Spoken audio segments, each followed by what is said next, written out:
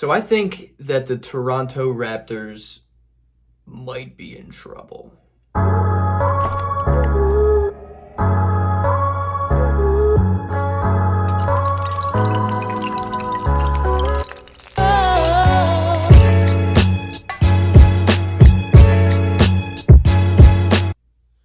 Through 5 games right now, we got the Toronto Raptors sitting at 1-4, and it might be too early to say this, and I might be overreacting early on, but they don't look good.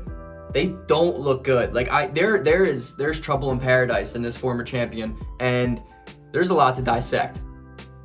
First off, I would like to say that Pascal Siakam is not a superstar. He's not a superstar. He didn't play well in the bubble, and I think the bubble is showing his true self.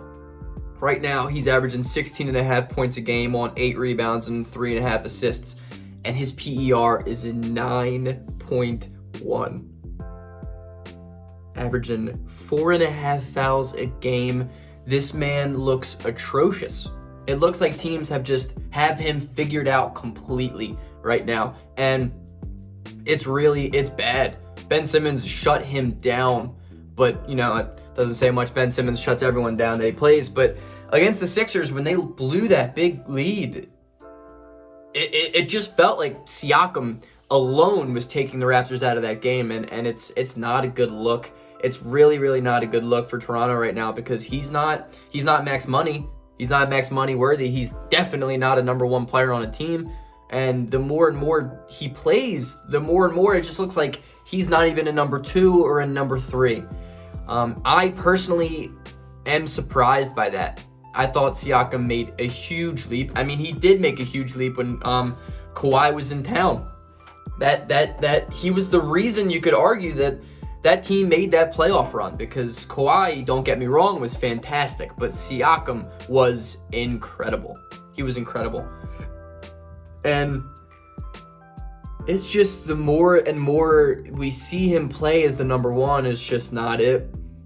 It's not it. Also, Kyle Lowry is on the last year of his deal, and he's averaging 19 and 8. He's a good player, but I don't see Toronto re-signing him. I don't even see Kim Kardashian wanting to re-sign if this team is this bad right now. So you got to start to think, trade? Is it too early to start thinking hypothetical trades for Toronto that sends Kyle Lowry out to another team on an expiring deal? I think it would be best for Toronto. The way Toronto is constructed right now, they're not going to win a championship. So I don't see Kyle Lowry coming back. So it's an interesting idea to think of. What could you get for Kyle Lowry? Where would he go? He still is a fantastic defender. Shoots the shit out of the ball. He's a great playmaker. I mean, he's a great player. He still is a great player. But I don't think he fits with Toronto right now. And that's a problem for Fred VanVleet. As you know, Fred VanVleet got that bag in the offseason. Well-deserved, right? He's averaging 19 a game, 6 assists and 5 rebounds.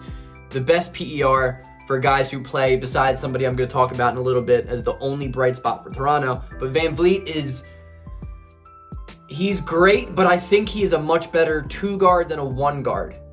Height-wise, he screams point guard. I'm aware of that, but he thrives when he has Kyle Lowry, manning the offense on the court together with him. So I think VanVleet's going to struggle if Kyle Lowry's not there. I think VanVleet's going to struggle if he plays the point guard on an offense every single possession, because that's just not who he is. He's a great off-ball player. He is a fantastic scorer. I love Fred VanVleet. I love his story. I love everything about the dude. I think he's a baller, and he looks just like Drake, which is hilarious to me. But that being said, I don't think he's a point guard. I don't. And I think they're going to struggle if they don't have a point guard and they man Fred VanVleet out there as the point guard. It's just not who he is. That's not his role.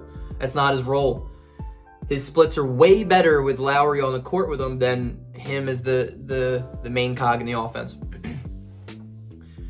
But I'll talk about the one positive I think Toronto has right now, which is Chris Boucher. He was a good player last year. I like Chris Boucher. I always have. I think he's had potential through the roof. But they lost Ibaka and Marc Gasol, and they really didn't bring much in. They brought in Aaron Baines and Alex Len, but come on, I like Bainesy, but those two don't make up for what you lost. And that being said, they had to bring in Chris Boucher and give him more time. They had to give Chris Boucher more time. Chris Boucher is averaging 20 minutes a game. He's averaging 13 points a game on 6 rebounds, 2.5 blocks a game, though, and his PER is at 26. I know it's a small sample size. I know he's not even averaging that many minutes, but he's good. He's good. If he can consistently hit that three-pointer, consistently stretch the floor out, he's an athletic freak. He's going to block shots. If the guy needs to stay out of foul trouble a little bit, but he's better than Siakam when it comes to that.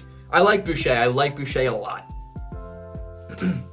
I think that's a bright spot. I think, honestly, the best thing that happened was, I can't talk right now. I don't know what I'm trying to say. What happened was the best thing that could have happened for Chris Boucher this offseason, because he has been given a massive role, a much, much bigger role than I think he would have. But that's not enough. And I haven't even talked about Pascal Siakam getting suspended for a game for his disciplinary reasons for walking off the court against the Sixers. What does that show? I mean, I know he's not the leader of the team. That's Kyle Lowry, but Siakam's supposed to be the best player on the team. He's supposed to be the best player on the team. He's supposed to be the number one option. What does that show for your number one option walking off the court after he kind of single-handedly takes his team out of the game and loses a lead that they should never have lost? They don't have a big man that can stop Embiid. They don't have a big man that can stop the best centers in the NBA. They're going to struggle. And it comes down to the idea of, okay, what are they trying to do now? Do you keep Kyle Lowry and fight for a 6 seed, 7 seed? Or do you trade him away and try to get an expiring deal, try to get something?